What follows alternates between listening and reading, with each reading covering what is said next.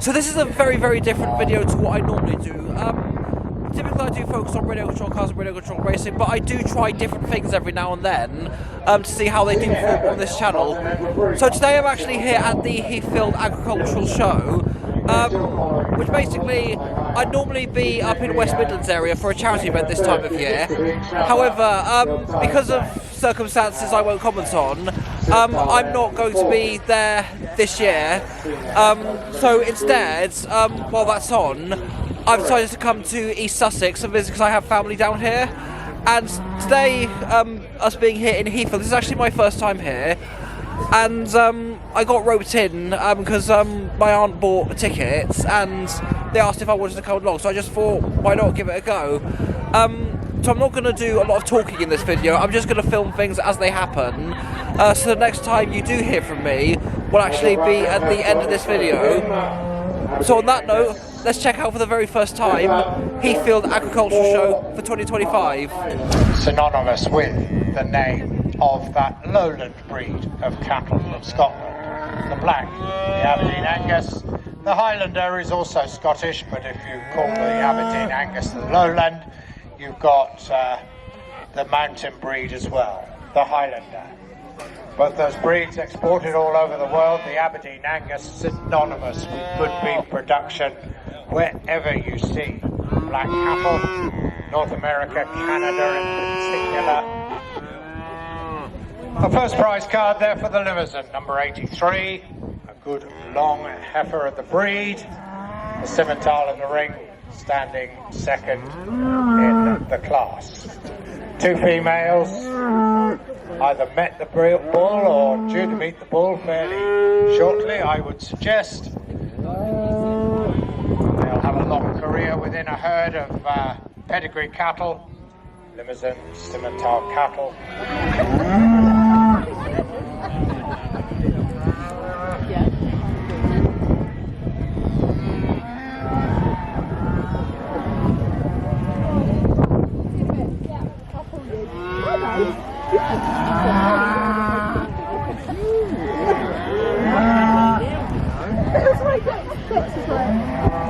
So, ladies and gentlemen, you can focus with me on the livestock judging rings and specifically the cattle judging rings here this morning.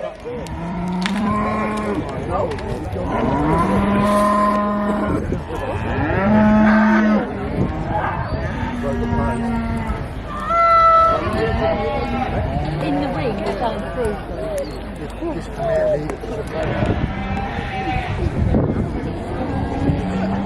So in the dairy ring, you've got jerseys. We were just about to talk about them. You've seen the red and white Ayrshire, you've seen the black and white Holstein, one standing there beside the ring. You've got Jersey dairy females. What's the Jersey breed famous for? Well, it's famous more than anything for the butterfat content of the milk they produce. They are the world's second most popular dairy breed. Found in huge on a Jersey dairy female. One of the smaller breeds of dairy cows. They've never really focused on size. Large herds kept all over this country. The home of the breed, of course, is the Channel Islands. The island of Jersey. Spread initially to the southwest peninsula. And then we've got Devon, Cornwall, Somerset, Dorset, still farming large numbers of Jersey dairy females, producing wonderful product of clotted cream and that gold top milk. The milk of the Jersey, sister breed is the Guernsey, not as popular but still farmed by males are hot or they are very good.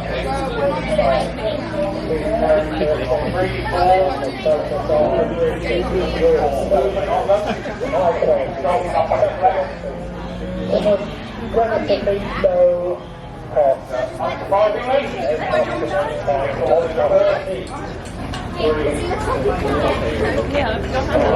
Well, take that. So our first start.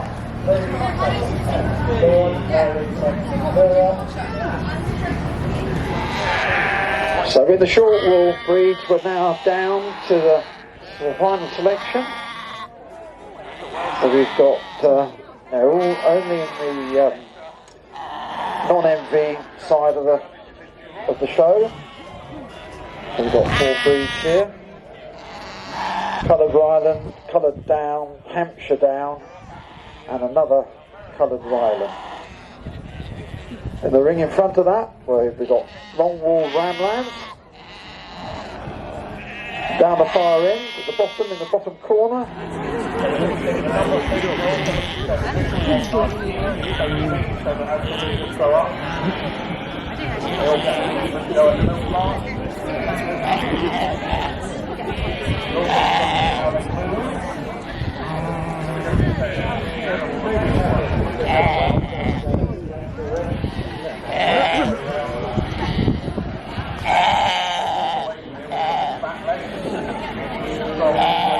Why do we do land?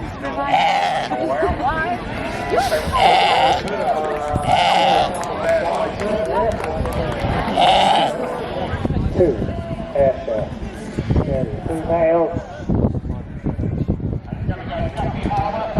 That was in calf with their first calf.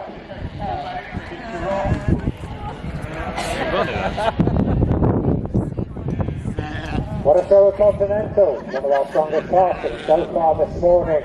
Look at that magnificent parade, those 3 limited heifers, those 2 Scimitar heifers, 4 are other Continental breed classes.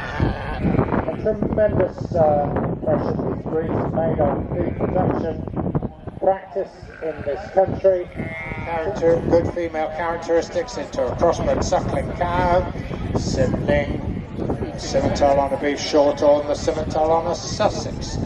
Just 3 examples of the way a Scimitar can have a marked influence on a good commercial suckling cow. The Scimitar with fine, soft flesh. I often quote the fact that I have 2 very good friends, both of who run wholesale meat businesses, and they will look to regularly supply good quality Scimitar cross beef to as many of their customers as possible. One up in Norfolk, one up in Lancashire.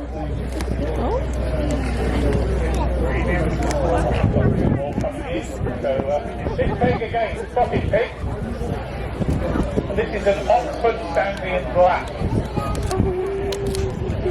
It's a sandy coloured pig. Can go to darkest dark into quite light. And it has blotches on it, it's black blotches. Quite a popular small-hole pig, the Oxford Standy Black. So now, we've got a lot of pigs in the ring. These are July, so these are effectively they're quite lively. Somewhat the handling pigs.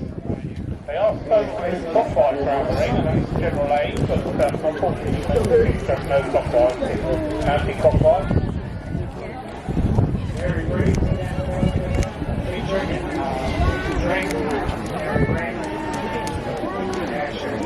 Got 7 pigs in here. I'll just run through it to just arrive. So the can work is in.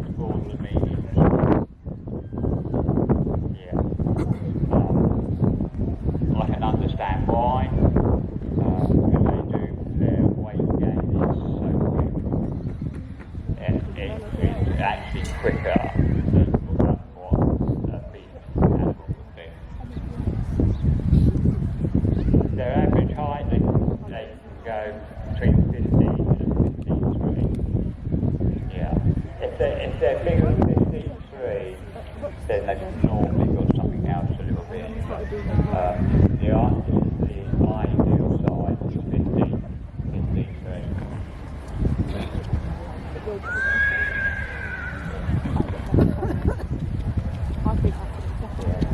I mean, you know, the Shire supply sales now, they've all been bred a lot bigger, you know, they've got them 18, 19 hands, but they're actually finding now that they've been doing that, and they're getting so much bigger bone problems now.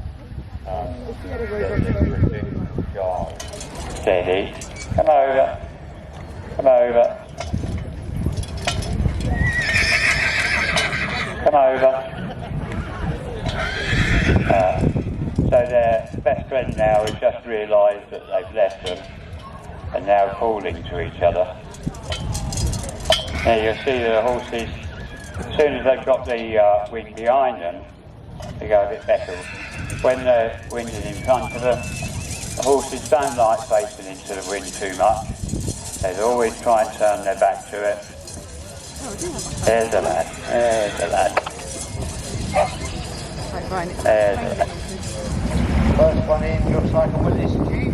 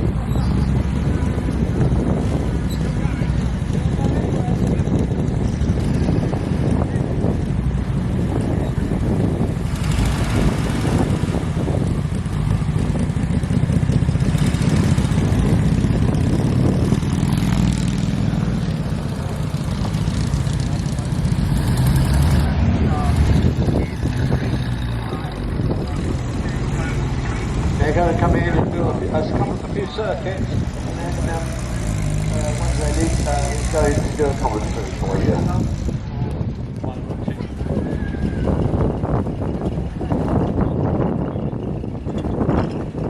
Okay, that worked.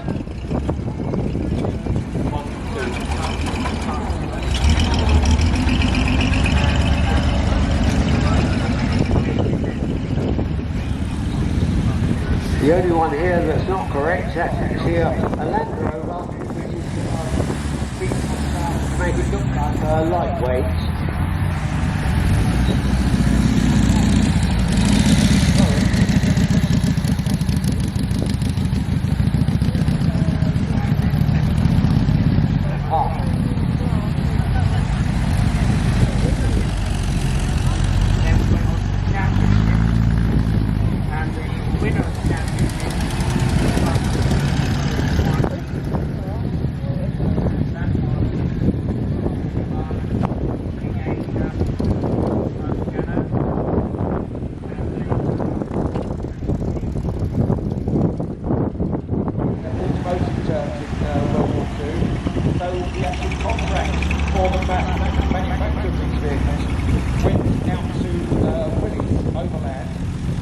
Who produced 363,000 Jeeps in their final form, and Ford, who produced the GPW version, which they actually built 280,000. But it was brilliant to introduce the distinctive vertical grille pattern, which became a trademark for all future Chrysler Jeep products, and they're still using it now. So if you look at the prototype down in the bottom corner, you'll see the original Bantam style grille. And then all of the other Jeeps you see here will have the Williams-style vertical slapped on the grille. It was the designation code for the Ford product, the GPW, which stands for Government, believe it or not, P denoting 80 wheelbase, and W, which stands for Williams, the original mass manufacturer, which gave the word Jeep, the name Jeep, as its general purpose. So the G506 WWII.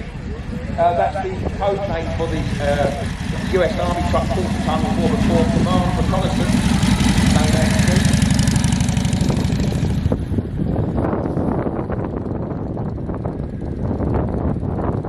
And really, you can see the lineage of these small SUV vehicles goes right way back to the Jeep.